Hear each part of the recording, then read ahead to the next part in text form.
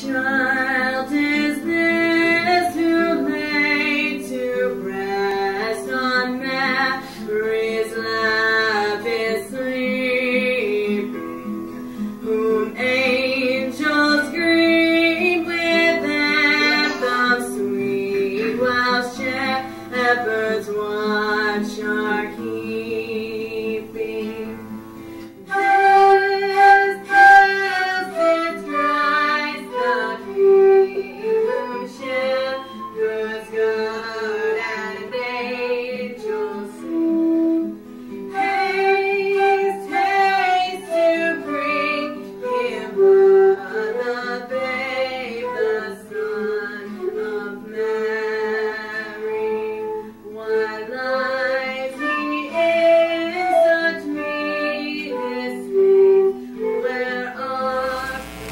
We started out a few weeks ago on the subject self-abnegation and the modern church.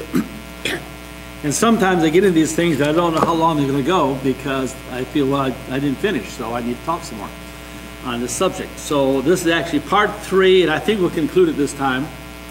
The word self-abnegation, to remind you again, for those who may be listening for the first time on the internet, self-abnegation is the willingness to sacrifice your own welfare for others. And we see this exampled in a mother who cares for a child, walks up all night long, walking back up and down the hallway, perhaps caring for a sick child.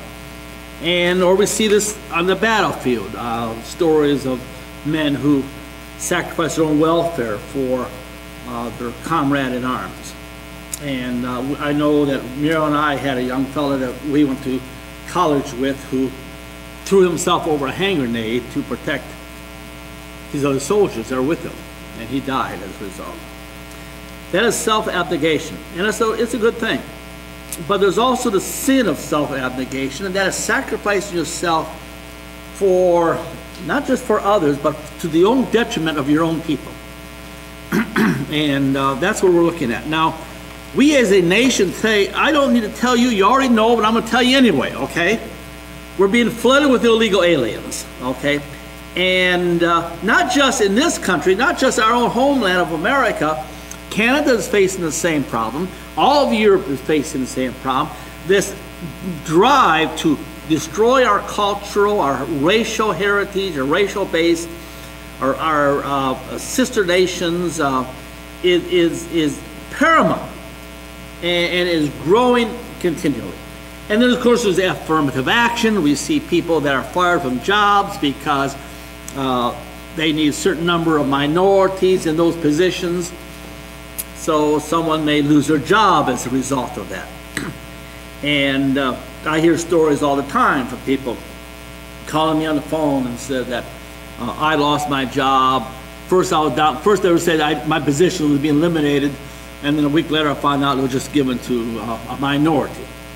Or same thing happened to my wife. They might say my wife lost a job for some reason or another.